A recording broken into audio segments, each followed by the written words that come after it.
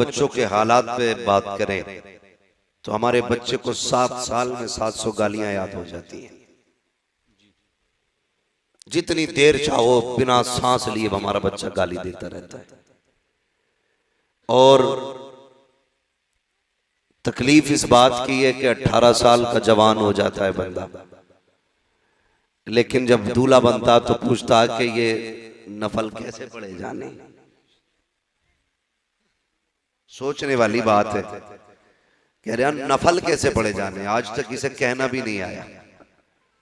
भाई थोड़ा सा दीन के करीब आइए और दीन सीखने की कोशिश कीजिए। अपने बच्चों को दुरूद पाक का आदी बनाइए। अपने बच्चों को हुजूर पर दुरूद पढ़ना सिखाइए और उन्हें बताइए कायनात में हम अपनी जान से ज्यादा अगर किसी से प्यार करते हैं तो उस जात को हसनैन का नाना कहा जाता है, जहरा का बाबा कहा जाता है। हाँ देखिए, आप कब्रिस्तान के करीब बैठे जरूर हैं, लेकिन आप मुर्दा नहीं हैं। मैं आपको बता दूं आप जिंदा हैं जी। अगर भूल गए हो यहाँ के तो बता दूं जिंदा हैं। और जिंदा जब बोलते हैं तो जिंदों को सुनाई देता है। बात अच्छी लगे तो आपको क्या कहना है? सुभान अल्लाह। मैं बार बार तो आपसे हाथ उठवाऊंगा नहीं, ठीक है? आप ये सबक याद कर लीजिए। आपको बात अच्छी लगे तब आपको बोलना है। और क्या कहना है? अभी सारे नहीं बोले, जरा बोल के बताएं सुभान अल्लाह। सुभान अल्लाह। मैंने कहा अपने बच्चों को दुरूद का आदी बनाओ। स्कूल पढ़ाते हैं कि नहीं? बच्चों को पढ़ाते हैं। बच्चों को क्यों ऐसे शर्म से सर हिला रहे हैं? तालीम अच्छी बात है जी, पढ़ाना चाहिए। और जो लोग पीछे हैं उनसे मैं गुजारिश करूंगा आगे बढ़िए, अपने बच्चों को अच्छी तालीम दीजिए। तालीम हमारा सबसे बड़ा हथियार है। जो कौम तालीम में पीछे हो जाती है फिर वो तरक्की में भी पीछे हो जाया करती है।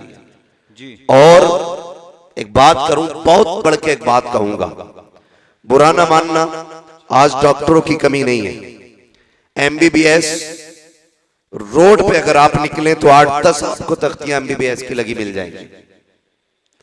8-10 तख्तियां। MBBS भी बहुत बने और BUMS भी बहुत बन गए, मगर अफसोस कि कोई इंसान न बन सका। जिस हॉस्पिटल में आप जाइए उल्टी छुरी से गले काटे जा रहे हैं। दुनिया इतनी जालिम हो चुकी है, पैसा ही असल हो चुका है। पैसा कमाने के लिए लाशों के ऑक्सीजन लगाने के बाद 3 दिन तक उन्हें रख करके पैसा वसूल किया जाता है और 3 दिन के बाद कहा जाता है ये मर चुका है। अपनी लाश ले जाइए।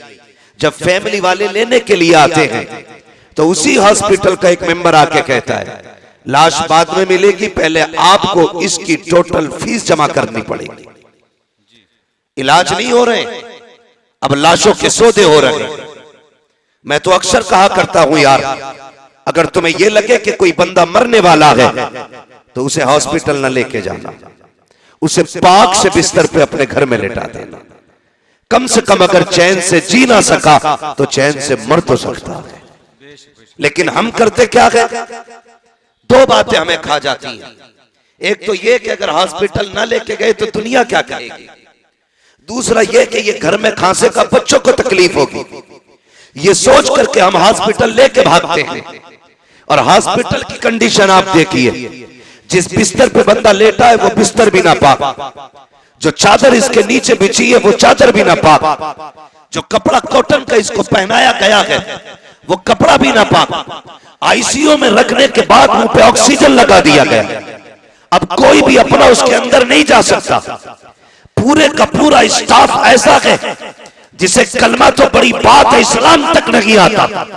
मुझे बताओ अगर रूह निकलने लगे कितनी बेबसी की मौत होगी जहां रहमत के फरिश्ते तक ना आए। मरते वक्त कौन क्या चाहता है?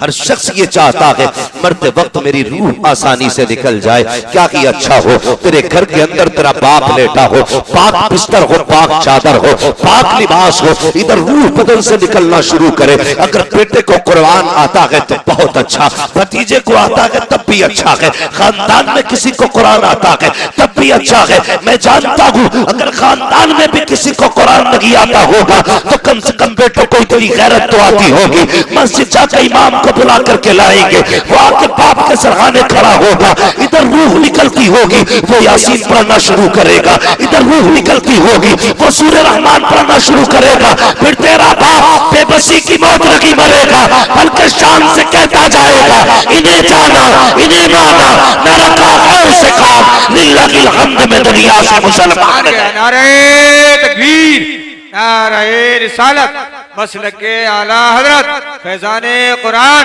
मुफ्ती हम्माद रजा साहिब क़िबला। मैं कहता हूं पढ़ो और आगे बढ़ो। कम से कम मैं एक बात बता दूं, खुदा की कसम खा के कहता हूं, इससे बड़ी कसम कोई नहीं, अल्लाह ने मुसलमान के सीने में रहम रखा है, मुसलमान के दिल में रहम रखा है। वो कितना भी बड़ा दुनियादार हो जाए किसी न किसी गोशे में रहम रहता है। अगर आपका बेटा MBBS होगा, कुछ नहीं BUMS ही हो जाए, कोई गरीब रोता हुआ आएगा तो कभी मुस्तफा के नाम पे उसे फ्री दवा मिल जाएगी, कभी हुजूर के नाम पे उसका फ्री इलाज हो जाएगा। कम से कम कुछ भी ना सही और बढ़ के बात करने लगा हूं, ये मैं किसी पे तंज नहीं कर रहा हूं, ये कड़वी सच्चाई है। तुम जानते हो हमारी बेटियों को जब ऑपरेशन थिएटर के अंदर ले जाया जाता है, उनके साथ क्या सुलूक किया जाता है कोई नहीं जानता है। उनके जब कपड़े उतार दे जाते हैं, कौन सी बदतमीजी नहीं करते जालिम। मैं चाहता हूं जब तेरी बेटी का ऑपरेशन हो वहां पे खोलना पड़ने वाला खड़ा होना चाहिए, 3 की बेटी खड़ी होनी चाहिए, ताकि उसके सतर को अगर कोई कुत्ता खोलना चाहे हाथ बढ़ा के कह दे ना ये सिर्फ तेरी बेटी नहीं, ये मदीने वाले की भी बेटी है, मुस्तफा की बेटी है, इसकी इज्जत को हाथ ना लगाना, इसकी इज्जत हमारी इज्जत है। खुदा की कसम खा के कहता हूँ अगर तेरी बेटी MBBS बन जाएगी, सर्जन बन जाएगी, मैं नहीं जानता दुनिया क्या कहेगी, लेकिन इतना जानता हूँ बेशुमार बेटियों की इज्जतें महफूज होती नजर आए। सुभान अल्लाह, सुभान अल्लाह। बहुत और आगे बढ़िए, बहुत अलग नजरिया रखता हूं मैं, पढ़ो, मैं मुखालिफ नहीं तालीम का, पढ़िए।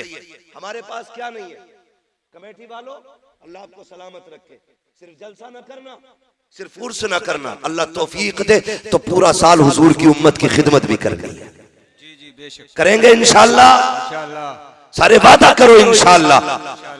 हाँ ये वादा करो उम्मत की भी खिदमत करनी है, और अरबाब मिंबर की बस दुआएं चाहिए। हमारे पास नारे भी बहुत हैं, ठीक है, उर्स भी हमारे काफी भारी होते हैं, लंगर भी काफी बड़े होते हैं, और ये होने भी चाहिए। ये सुन्नियों की पहचान है, मैं खत्म करने की बात नहीं करता, ये सुन्नियों की पहचान है। लेकिन मजा तब है आज मौलवी साहब के नाम का उर्स सजा के बैठे, अल्लाह करे कल मौलवी साहब की तरफ से किसी गरीब बेटी का घर भी तुम बसाने के लिए खड़े हो जाओ। जिस तरह पूरी कमेटी ने इकट्ठे होकर के खून पसीने की कमाई से उर्स सजाया, अल्लाह करे किसी गरीब की बेटी के हाथ मेहंदी से इसी मेहनत से सज जाए। दावे के साथ कहता हूं भले तू साल भर मजार पे ना आना, दुनिया के किसी भी कोने में तुमने गरीब बेटी के हाथ मेहंदी से सजा के उसका घर आबाद करा दिया, मरने की देर होगी मदीने वाला तेरी कब्र को सजाने खुद आ जाए। हमें ये करना पड़ेगा और आगे बढ़ना पड़ेगा। मेरे दोस्तों इतने पीछे रह गए, खुद सोचो, खुद सोचो, जिसके धर्म की कोई था नहीं वो तो मजबूती से थामे बैठे, जिनके मजहब की एक एक तारीख रकम है, आज वो कितने पीछे। तुम देखोगे किसी भी गैर मुस्लिम को तुम आज देखो बिना तिलक के नजर नहीं आएगा। जी जी बेशक, बहुत गौर से सुनना मेरी बात। जी जी, बिना तिलक के नजर नहीं आएगा, बिना बालों के नजर नहीं आएगा। आज क्या हुजूर ने हमें टोपी दी थी, किधर गई? कितने लोग लगाते हैं टोपी? सोचो तो सही, कितने लोग टोपियां लगाते हैं? कब? जुमे के दिन टोपी लगती है। किस दिन? बोलो, जुमे के नाराज हो? जुमे के दिन नाराज नहीं हो तो फिर बोलो, जुमे के दिन लगाते कि नहीं? जी जी जी। और कौन से दिन लगती है? ईद के दिन।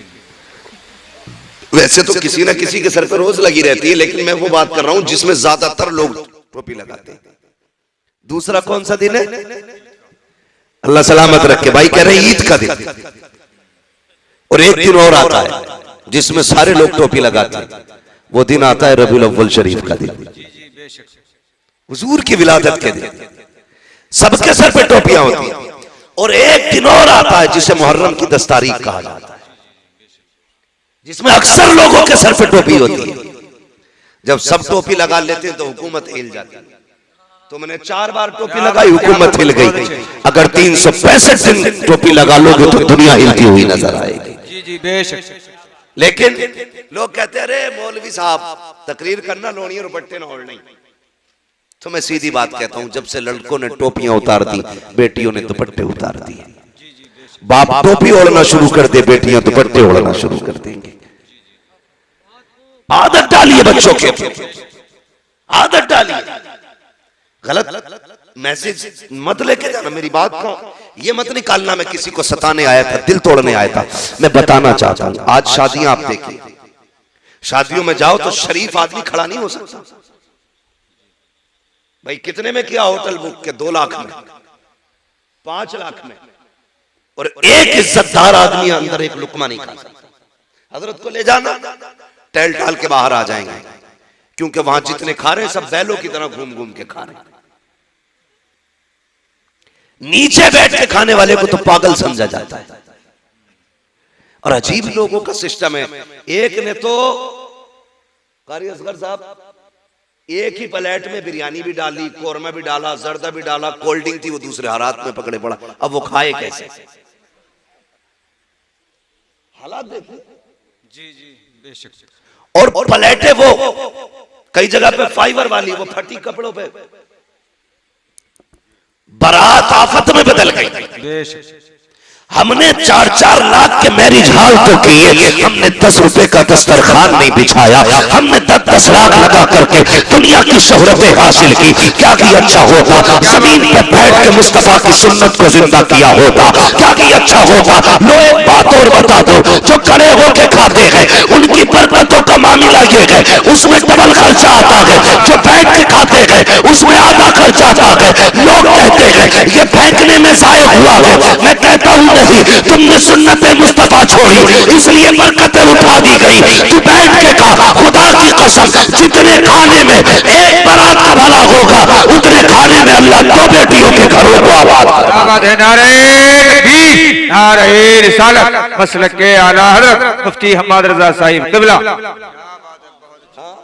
बात खाने की आ गई तो एक और कह दूं, कार्ड आता, कार्ड एक आदमी की दावत है तो मोटरसाइकिल पे 3 बैठ के जाते हैं।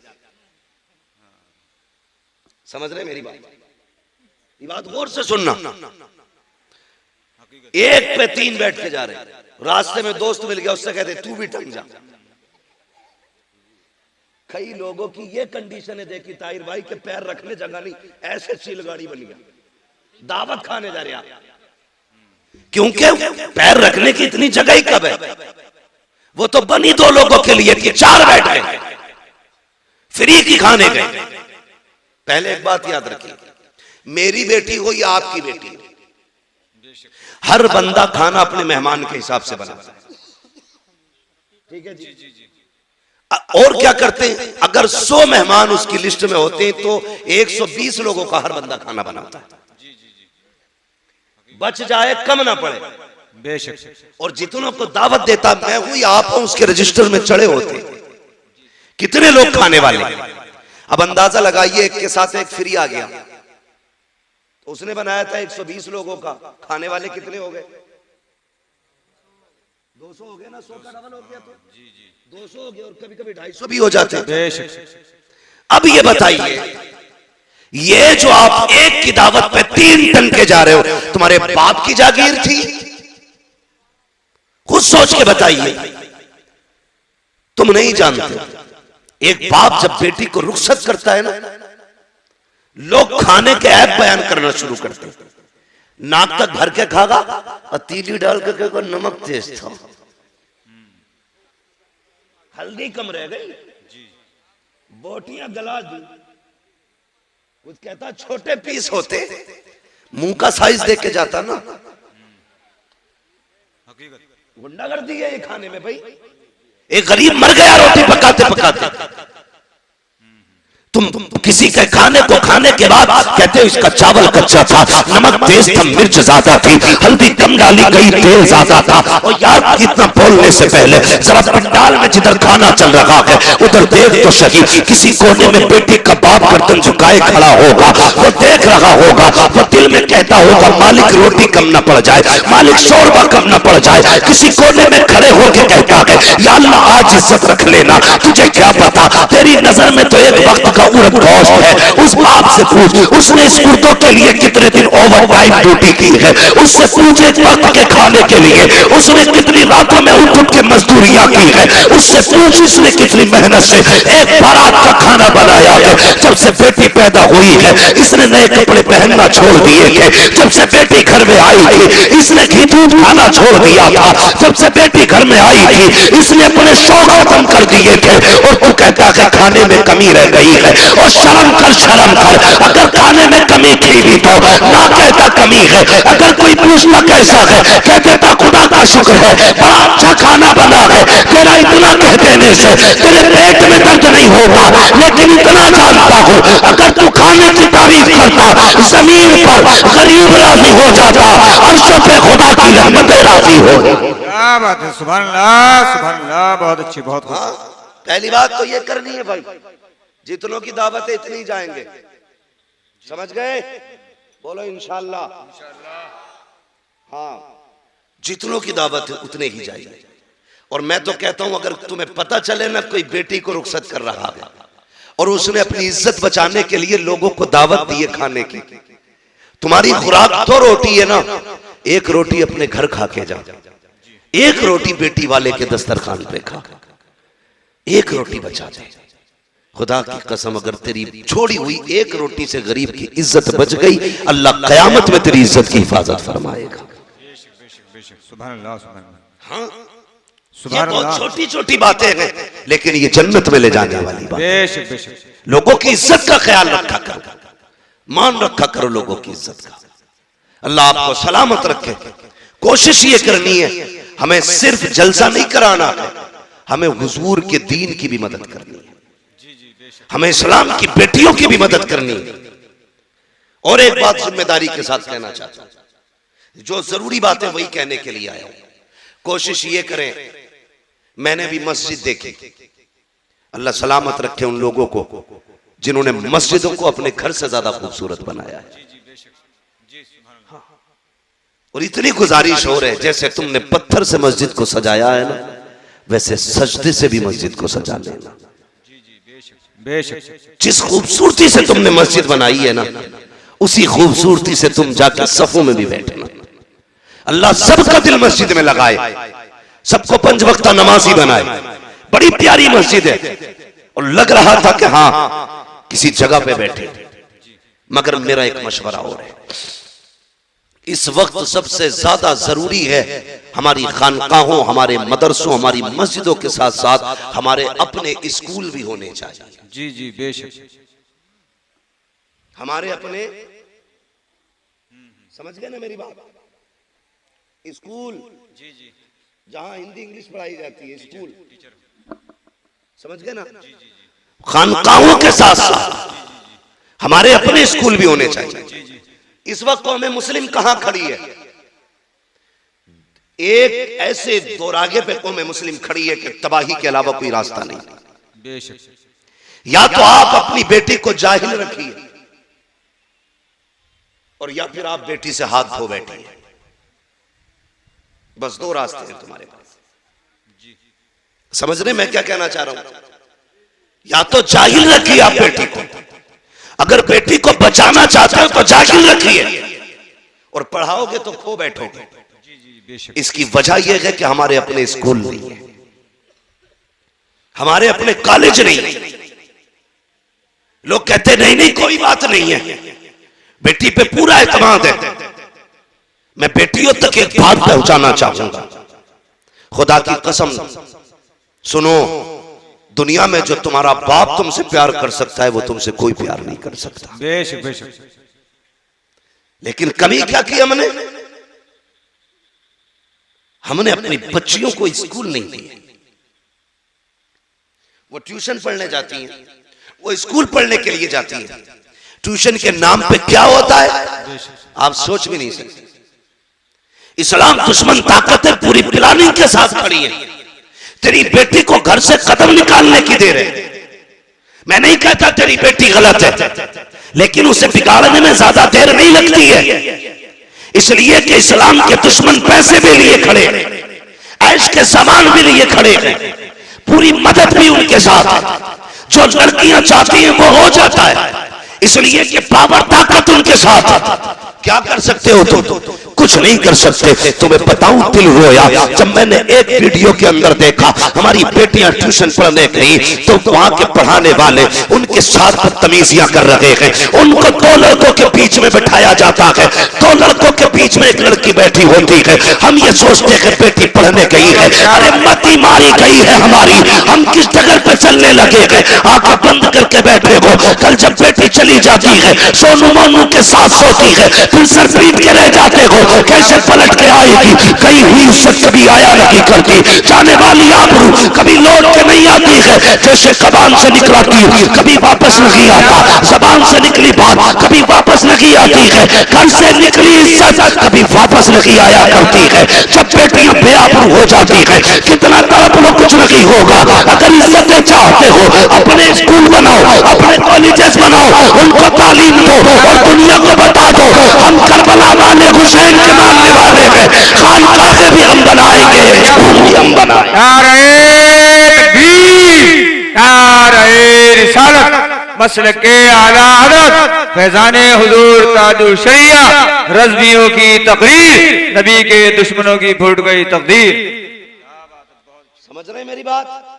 ये भी कोशिश करो खान साहबो, तुम्हारे अपने स्कूल होने चाहिए और फख्र से कहो हमारा अपना स्कूल है। क्या इनके नकाब नहीं उतारे गए स्कूलों में? दुनिया गूंगी बनी रही, मुझसे बर्दाश्त नहीं होता। मौत एक बार आनी है, एक बार मरना है, और याद रखिएगा किसी ना किसी को तो कुर्बान होना पड़ेगा, किसी ना किसी को तो मरना पड़ेगा। मेरी बात सुने, हमारी बेटियों के नकाब उतारे गए स्कूल में एंट्री से पहले, ड्रेस के नाम पे उनके कपड़े उतार दिए गए। तुम्हारे अपने स्कूल होंगे, किसी की मां ने दूध नहीं पिलाया है, किसी की बेटी की कोई जूती उतार सके, कपड़े तो बड़ी बात। अपने स्कूल बनाओ, शौक कम करो, होटलों में नाश्ते कम करो, इस पैसे को बच्चों के मुस्तकबिल पे लगाओ। मुजफ्फरपुर के अंदर एक बच्चे को पिटवाया जाता है, ये मुस्लिम है। हमने थोड़ी देर बैठ के मोबाइल में देखा और ये कब बुरा हुआ? तुमने क्या किया कौम के लिए अगर ये बुरा हुआ तो? क्या दिया तुमने? दिल रोता है। मैं सुन्नी हूं, मुझे वहां भी कोई ना समझे जी, मगर तकलीफ होती है। खानकाहों में जाना हमारा वतीरा है, बुजुर्गों के कदमों में बैठना हमारी इज्जत है जी, बेशक। लेकिन कई बार ऐसा मैंने देखा है खानकाहों में जितनी ऊंची गोलकें लगी हैं उसमें पैसे डालने जगह नहीं होती, उंगलियों से धकेल धकेल के पैसे भरे जाते हैं। उन पैसों को गिनने के लिए लोगों के नंबर नहीं आते हैं। और यार कभी वही पैसा उठा करके बच्चों के मुस्तकबिल पे लगाओ, स्कूल कॉलेजेस पे लगाओ। खुदा की कसम खा के कहता हूँ, खानकाह में पैसा दोगे तो शायद 10-20 का पेट भरेगा। अगर यही पैसा तुम अपने बच्चों के मुस्तकबिल पे लगा दोगे 10-20 का नहीं बल्कि 10-20 सदियों का अल्लाह भला फरमा दे। क्या बात है, सुभान अल्लाह, सुभान अल्लाह। बहुत अच्छी, बहुत अच्छी, बहुत खूब। निज़ामे महबूबा कुछ इस तरह बिगड़ा गया है साकी, उन्हीं को जाम मिलता है जिन्हें पीना नहीं आता। जी जी, बेशक। उन्हीं को जाम मिलता है जिन्हें पीना नहीं आता। माशाअल्लाह, मेरी बात सुने, कई गलत नहीं है, कारी बाकर साहब, कारी असगर अली साहब, ये उलमा मदरसे से जुड़े लोग जानते हैं, तनख्वाहों को कई कई महीने हो जाते हैं। इमाम की तनख्वाह कितनी रहती है मस्जिदों में? 10,000 12,000 है, इतनी तनख्वाहें रहती है। उसमें भी क्या होता, अगले महीने ले लियो, मारी जा रही है कि तनख्वाह तुम्हारी, हम भाग रहे हैं क्या? खुद सोचो, ये 12,000 की तनख्वाह देने में पूरी कौम ऐसी बातें करती है। पहली बात तो ये कहूं, जब वक्त हो जाया करे तनख्वाह एक दिन पहले ही दे दिया करो। जिस तरह तुम्हारे बच्चे होते हैं उसी तरह इमाम की भी बच्चे हो। कोई ये ना समझे इमाम साहब बुलवा रहे हैं मुझसे, पहले सुन लीजिए, कभी पता चले अगले दिन दोनों इमामों की छुट्टी कर दो। वो नहीं है, ये सारी बातें मैं अपने दिमाग से और अपनी जरूरत के पेश नजर ये बात कर रहा हूं, जिसकी मैं जरूरत महसूस करता हूं। हाँ, इमामों की तनख्वाहें बेचारों की 6-6 महीने लेट है। उनके भी बच्चे हैं, वो भी बीमार होते हैं, उनकी भी दवाइयां हैं, उनके भी शौक हैं। लोग कहते हैं दिल नहीं लग रहा नमाज में, लगेगा कहां से, तनख्वाह तूने दी नहीं। उसके घर आ गई है भतीजे की शादी, बीवी ने कहा इमाम साहब की सूट तो जरूर बनेगा, तो वो फजर में भी खड़ा है ना, दुनिया सो रही है, वो हिसाब लगा रही है कहां से लाऊंगा, तो तेरा दिल लगेगा नमाज में? खुद बताना। वो कह रहे अल्लाह अकबर, उसके बाद कह रहे पता नहीं उस दुकान पर 1700 का मिलेगा, वहां 1800 का, वहां 2100 का, वो भी पैसे मिले भी नहीं है, किससे उधार लूंगा। ये सारा हिसाब जब फजर में लगेगा तो दिल लगेगा नमाज में? जरूरतें पूरी कर दो। जब वो खड़ा हो ना, उसका दिमाग दुकान पे ना जाए, उसका दिमाग सीधा अल्लाह की बारगाह में चला जाए। बेशक बेशक। हाँ, मैंने बड़े बड़े पैसे वालों को ऐसे जेब में हाथ डाल के कहते देखा, अरे यार इमाम साहब थोड़ी देर पहले कहते थे, अभी तो कलवा ले गया, इसका कलवा भी जरूरत पे आता। जी जी। हाँ, ये बड़ा यार एक मिजाज बना लिया लोगों ने। किसी ने किसी, अरे थोड़ी लेट हो गए भाई तुम, अभी 5 मिनट पहले कह दे। क्या आदतें बन गई? आदतें झूठ और मक्कारी फितरत हो गई हमारी। फितरत है, किसी का इंतकाल हो जाए और तुम ना बताओ, फिर वो पूछे यार तुम जोहर में नहीं थे, यार दफन में गया था, अरे यार मुझे क्यों नहीं बताया, मैं भी जाता। फर्ज कर लो अगर जाते टाइम बता दो चलेगा, अरे यार क्या बताऊं वो बकरा बीमार है ना, मैं भी चलता। मतलब करना आसान ही है, जिधर से चाहो कान पकड़ लो। ये भी कोई जिंदगी है? जिसके साथ खड़े हो खुलूस के साथ खड़े हो, खुलूस के साथ, दिखावा नहीं होना चाहिए, मक्कारी नहीं होनी चाहिए। अरे इमाम साहब अब कहिए तुमने, अभी अभी कलवा आया था, सारी दे दी, चलो फिर भी देखेंगे, ये कह के जान बचा के निकल लेते है। अभी आ जावे तावीज देने वाला, एक बकरा लाइए, पैसे ना होंगे तो बीवी के जेवर गिरवी रख के बकरा ला, बकरा। अब तो देखो तरक्की कर ली सबने, पहले मुर्गा मांगते थे, बकरा मांगते, पूरा बकरा चाहिए। ये बता खानदान की तकदीर लिखेगा क्या इससे, पूरे बकरे से?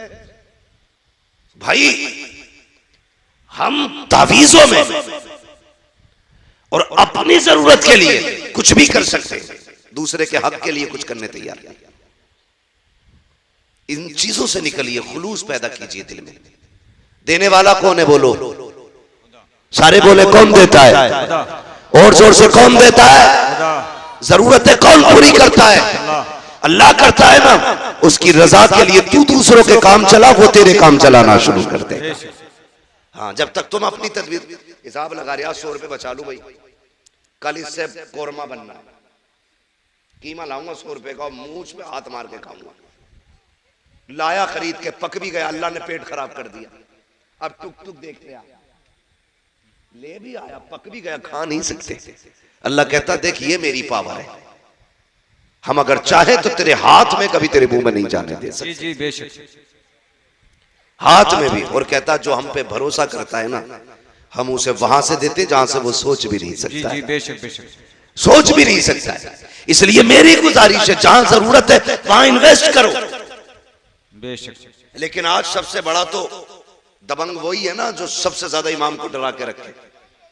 और इमामों से भी हाथ जोड़ के गुजारिश है, प्रधान आ जा तो सराहना ना छोड़ा करो, तुम इमाम हो, हाँ, ये भी मामलात खराब है। प्रधान आ गए तो जगह छोड़ दी, कोई गरीब आ गया तो हिलने ही तैयार नहीं। अपना भी समझो एक ही सफ में खड़े हो गए महमूद अयाज, ना कोई बंदा रहा ना कोई बंदा नवाज। प्रधान भी है, खड़ा हो लाइन से। कौन है तू? मैं वो हूं जो गांव का प्रधान है, मैं मुखिया हूं, मैं जमींदार हूं। होगा तू, मैं मस्जिद का इमाम हूं। तेरी रसाई कहां तक है? थाने तक। मेरी रसाई खुदा तक है। तू थाने कब जाता है? जब दलाली का नंबर हो। मैं खुदा तक कब जाता हूं? दिन में 5 बार लेके जाता हूं। पावर देख अपनी, और तू भी डट के खड़ा हो।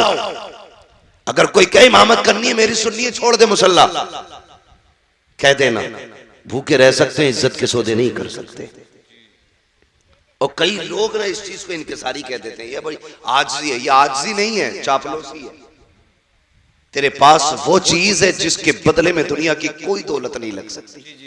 रब ने तेरे सीने में कुरान दिया है, इसकी बदल में कोई शय नहीं हो सकती है। बैठ डट के बता दुनिया को तू कौन है, बताना। हाँ, जो 4 लाइनें इंग्लिश में याद करते लोग उसके आगे खड़े होकर सल्यूट मारते। तूने तो 30 पारे कुरान के सीने में सजा रखे। लेकिन हम उसकी इज्जत नहीं करते। आगे लोटा ना हुआ, ये सफना बिछी, निकालो इन्हें। 5 मिनट लेट थे फजर में, इमाम 5 मिनट लेट हो जा तो इमामत से हटा दिया जाता है। तेरा बेटा 5 महीने से मस्जिद में नहीं आया, तुझे निकाला किसी ने मस्जिद से?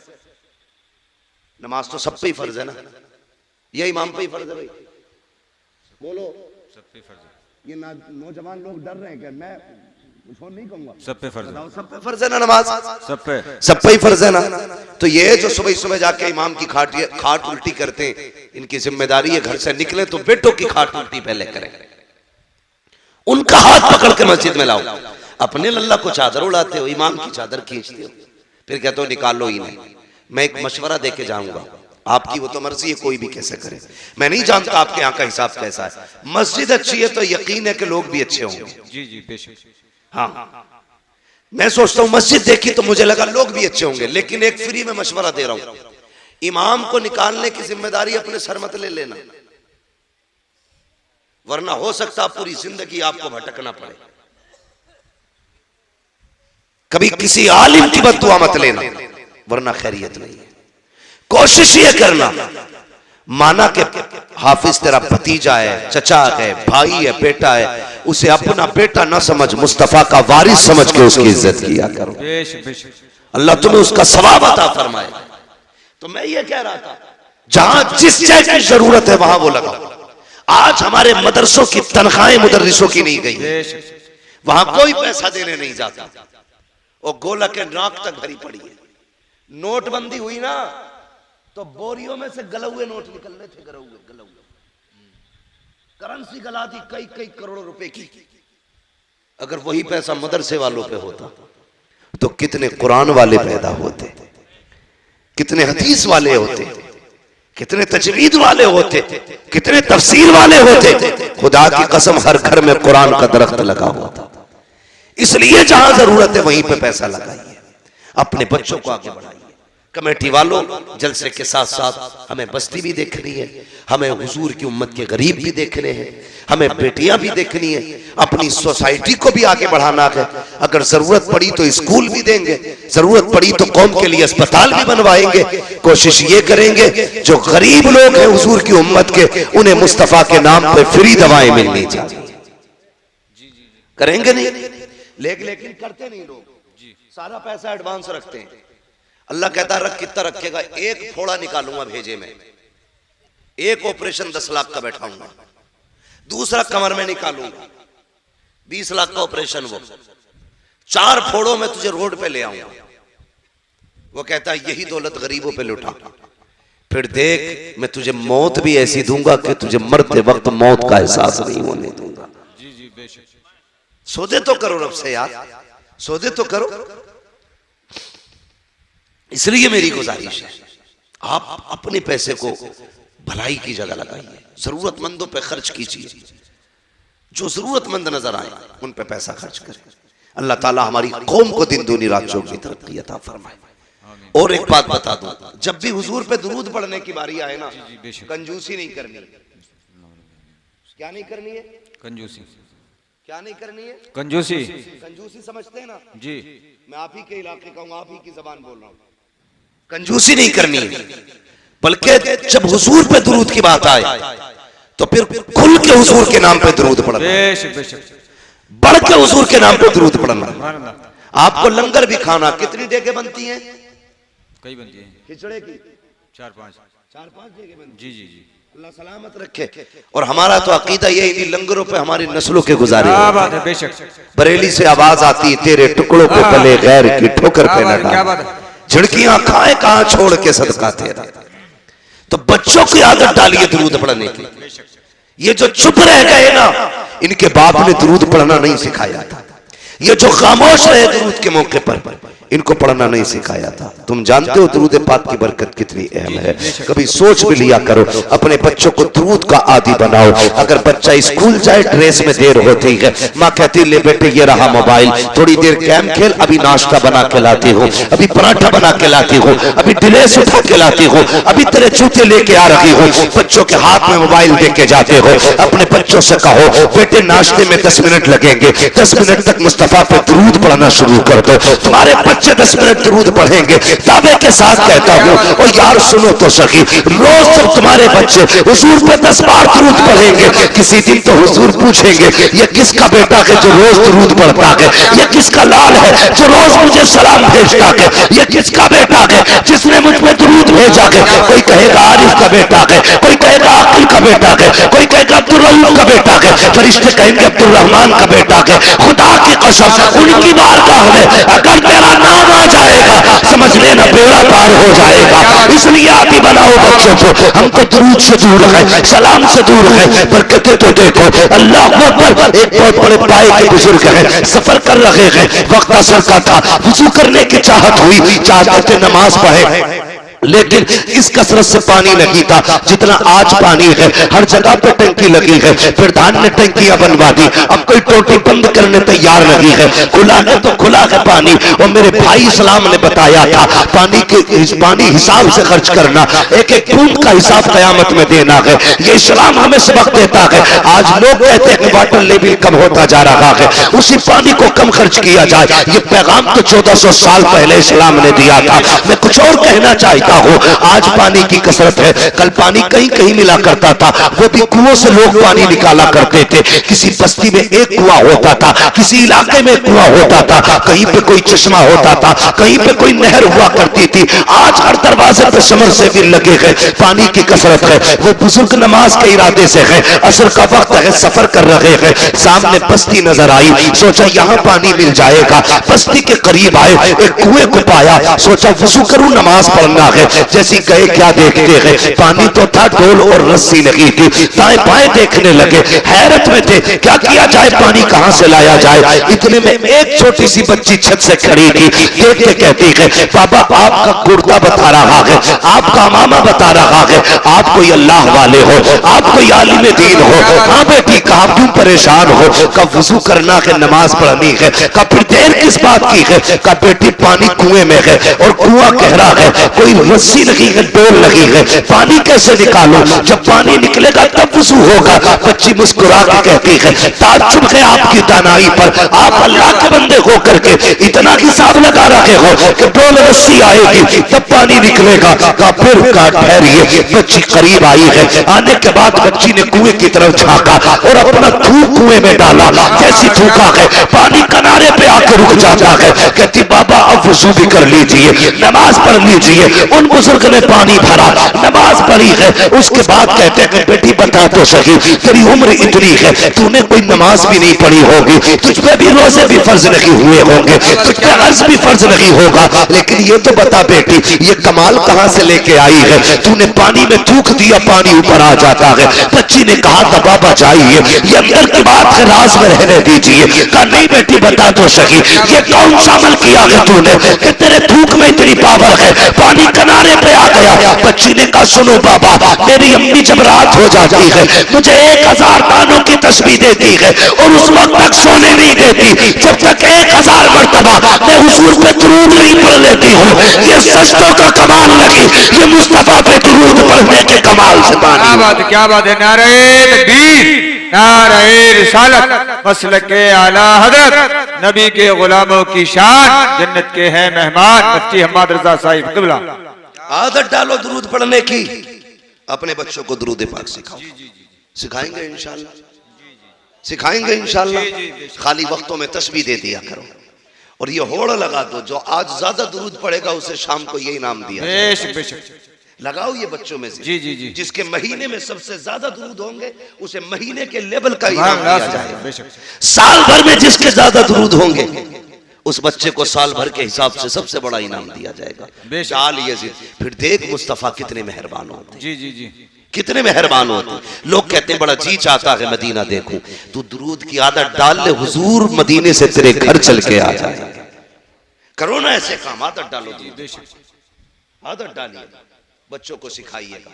और ये तहजीब ये बचपन से बच्चों को सिखाई जाती है, बचपन से सिखाई जाती है। आप गौर कीजिएगा। करबला जानते हैं ना? करबला कितने लोग जानते हैं? करबला का नाम कितने लोगों ने सुना है?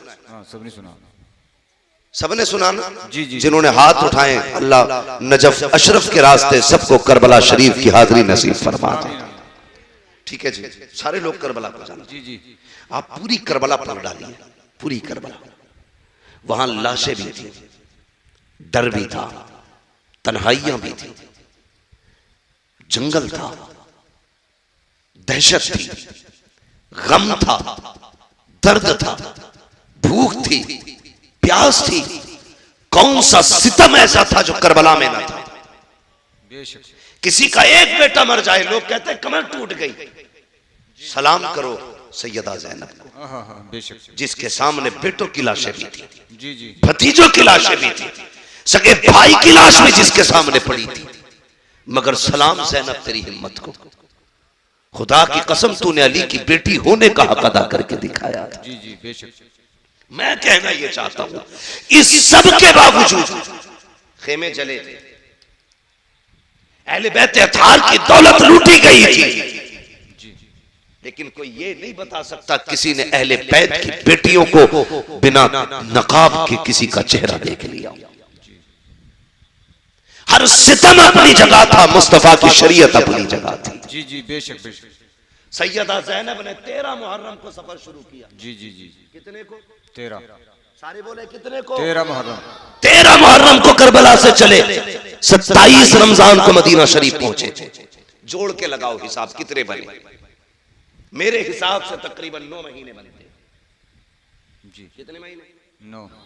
जोर से कितने? 9 महीने बनते।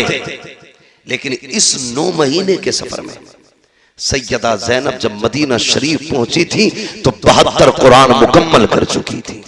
जी जी जी जी बेशक। सुभान अल्लाह सुभान अल्लाह सुभान अल्लाह। 72 कुरान 9 महीने के सफर में किसी ने सैयदा ज़ैनब का एक बाल तक नहीं देखा था, एक बाल तक। तारीख अपनी जगह है, लिखने वालों ने लिखा, लेकिन मेरा ईमान ये कहता है किसी की मां ने वो दूध नहीं पिलाया। जी जी बेशक। बेटे को जो अली की बेटी की कोई चादर छीन लेता। जी जी हाँ बेशक। नहीं छीन सकता था, इसलिए कि उनकी इज्जत की हिफाजत का वादा तो रब ने पहले कर दिया। बेशक बेशक। और चादर समझ छीनने का मतलब समझते हैं? जी जी जी। बेटी के सर से चादर खींचना उसकी इज्जत खींचने के बराबर। अली की बेटी के सर से चादर, वो भी अली की बेटी जो यजीद के दरबार में खुतबा देने पे आए तो पित्ते पानी होने लग जाए। जी जी बेशक। और लोग पूछने पे मजबूर हो जाए क्या अली आ गए? लोग कहें अली नहीं, अली की बेटी आ गई। ये सैयदा ज़ैनब। मैं कहना यह चाहता हूं, इन्होंने वो शरीयत का कानून पे अमल करके दिखाया कि दुनिया हैरत में है। आज कोई मिसाल नहीं मिलती है। ये उन्हीं की तरकी खैरात है जो बेटियों के सरों पे दुपट्टे सलामत हैं। ये सैयदा ज़ैनब का सदका है जो आज बेटियां पर्दे में नजर आ रही है। ये अली की बेटी का करम है जो तेरी मेरी बेटी की सर पे चादर रखी हुई है। ये अली की बेटी का एहसान है जो तेरी मेरी बेटी की इज्जत महफूज है। अगर अली की बेटी ने करबला में चादर न संभाली होगी, आज किसी बेटी के सर पे चादर नहीं होगी। और जब भी दुपट्टा देखा करो, अली की बेटी को याद कर लिया करो। मैं तो ये कहता हूँ, बच्चा के कूफे से आबिद को लेके आई है, कमर पे 12 इमाम उठा के लाई है। अली की बेटी को झुककर सलाम कर इस्लाम तेरी यमानत के घर तक बचा के लाई। नारे तकबीर, नारे रिसालत, मसलक के आला हजरत सरकार की घराने की शान, जन्नत के हैं मेहमान मुफ्ती हम्माद रजा साहिब किबला। आखिरी बात, आखिरी बात, 10 मुहर्रम शरीफ आती है बेशक 10 मुहर्रम शरीफ के दिन कुछ लाइल्म लोग, ना समझ लोग, उनकी अपनी बेटियां उसको त्योहार के तौर पर यूं मनाती हैं कि सरों पे दुपट्टे नहीं होते। बुरा ना मानो, ये हमारे ही घर की बात है। अगर मैं नहीं कहूंगा तो आपसे कौन कहेगा? बेशक मैं सिर्फ आपकी वाहवाह के लिए मैं मुंह बंद करके यहां से चला जाऊंगा। आप तो फिर वहीं रह जाएंगे ना जहां थे। मैं बताना चाहता हूं, 10 मुहर्रम को अली की बेटियों ने पर्दा करके दिखाया है। बेशक हमारी बेटियों ने दुपट्टे उतार दिए। बताइए, अगर मुहर्रम के नाम पे हमारी बेटियां दुपट्टे उतार के मेले में आ गई तो कयामत में सैयदा ज़ैनब को कौन सा मुंह दिखाएंगे हम? बेशक खुद फैसले करें। और तुम्हें बताऊं हया क्या थी अली के घर की? जी मैंने कहा आखिरी बात है, यजीद के दरबार में अली की बेटियां पहुंची। सुबह से शाम तक खड़ी रह गई हजरत ज़ैनब और हजरत सकीना यजीद के दरबार में, सुबह से शाम तक। जब उस यजीद कुत्ते का, जब उस कुत्ते का शाम को नशा उतरा, वो दरबार में आके बैठा और उसे पता चला अली की बेटियां आई हुई हैं। वो हुकूमत के नशे में था, औकात भूल बैठे। कहता इनके चेहरे दिखाए जाए। हजरत फिजा आगे बढ़ी, कहने लगी कुत्ते हद में रहे, अली की बेटियां हैं, कयामत आ सकती है, किसी गैर महरम के आगे ये चेहरे नहीं खोल सकती है। ये हजरत फिजा ने कहा कि कयामत आ सकती है, लेकिन अली की बेटियों की सर की चादर नहीं हटाई जा सकती। पूछ तुझे क्या पूछना? कहा मुझे इनके नाम पूछने। अल्लाह अकबर। कहा सबके नाम मैं बताऊंगा। वो बिगड़ा, कहा तू कौन होती बताने वाली? मैं पूछूंगा। कहा हद में रह, हम जान दे सकते हैं लेकिन अपने आकाओं की इज्जत पे आंच नहीं आने दे सकते। उसने फिर इशारा किया उस 7 साल की सकीना की तरफ जिसका बचपन आता। कहा ये बच्ची कौन है? कहा ये हुसैन की सकीना है। ये वो है जो हुसैन के सीने पर सर रख के सोती थी। उसने कहा मुझे पूछना है, ये नाम बताए। 3 मरतबा उसने कहा, जवाब नहीं मिला ना। तो कहा ये बोलती क्यों नहीं? इमाम ज़ैनुल आबिदीन ने कहा कुत्ते, इसके गले में जो फंदा पड़ा है ना, ये इतना टाइट है कि इसकी आवाज नहीं निकल रही है। ढीला कर फंदा। उसके कहने से यजीदी फौजी आगे बढ़ा। उसने गले का फंदा खोलने के लिए हाथ बढ़ाया। हजरत सकीना दौड़ के सैयदा ज़ैनब के कदमों से लिपट गई। वो उधर गया तो वहां से हटके इमाम ज़ैनुल आबिदीन के कदमों में। यजीद ने कहा था इस बच्ची को क्या हो गया है, ये गले की रस्सी क्यों खोलने नहीं देती? तब हजरत ज़ैनुल आबिदीन करते हुए बदला लहजे में अली की जुर्रत आई है। वो जोश का पूरा दरबार कांप गया। चीख के कहा था कुत्ते, ये सकीना 7 साल की जरूर है लेकिन अली की बेटी है। ये मर तो सकती है लेकिन गैर महरम का हाथ इसके गले को लग जाए, ये दोबारा नहीं कर सकती। बात है, सुभान अल्लाह। बेशक बेशक अली की बेटी ऐसा पर्दा करे और तेरी बेटी 10 मुहर्रम को तमाशा करे, ये हुसैनियत है, ये यजीदियत है। अगर ऐसा तुम्हारी बेटियों ने किया तो कयामत के दिन कोई बचाने वाला नसीब नहीं होगा। अपनी बेटियों से कहना जैसी मुहर्रम का चांद नजर आ जाए हर दरवाजे पे सबील का इंतजाम होना चाहिए, हर घर से लंगर बटना चाहिए, हर घर से कुरान की आवाज आनी चाहिए। जी जी बेशक। हर नमाज के बाद तिलावत करो, इतना कुरान पढ़ो कि जमाने को पता चल जाए कि जिस हुसैन ने नेज़े पे पढ़ के कुरान सुनाया था उनके चाहने वाले आज जमीन को कुरान की खुशबू से मुअत्तर कर चुके हैं। बेशक बेशक। करेंगे इंशाअल्लाह, इंशाअल्लाह पढ़ेंगे कुरान। जी। मेले में बच्चियों को भेजोगे? ना। बोलो, सब नहीं बोल रहे, कदाल में काला है। बच्चियों को भेजोगे मेलों में? उनको पर्दा सिखाइए, उन्हें बताइए कि कनीज़े फातिमा हो तुम, हया तुम्हारी सबसे बड़ी दौलत है। जी बेशक। हया तुम्हारी सबसे बड़ी दौलत है। अल्लाह ताला हम सबको करबला वालों की खैरात से मालामाल फरमाए। आमीन आमीन। हम सबको मौला करबला वालों का फैजान अता फरमाए। आमीन। मौला करीम हमारी नस्लों में बुजुर्गों का फैज अता फरमा, हमारी नस्लों को अल्लाह अल्लाह वालों से मोहब्बत करने वाला बना। आमीन। मौला करीम हमारी नस्लों को हुसैन और आले हुसैन का आशिक बना। बस जो हुए गलत उनको माफ फरमाए रब्बे कायनात। जिंदगी ने दिया साथ, फिर होगी मुलाकात, चमन रहा फूल खिलेंगे, जिंदगी रही फिर मिलेंगे। मुसाफिर हैं हम भी, मुसाफिर हो तुम भी, किसी मोड़ पर फिर मुलाकात होगी। फकीरान आए सदा कर चले, सदा खुश रहो ये दुआ कर चले। सारे लोग कलमा शरीफ पढ़ लीजिए, ला इलाहा इल्लल्लाह मुहम्मदुर रसूलुल्लाह व मा अलैना इल्लल बलाग। अस्सलामु अलैकुम व रहमतुल्लाहि व बरकातुहू।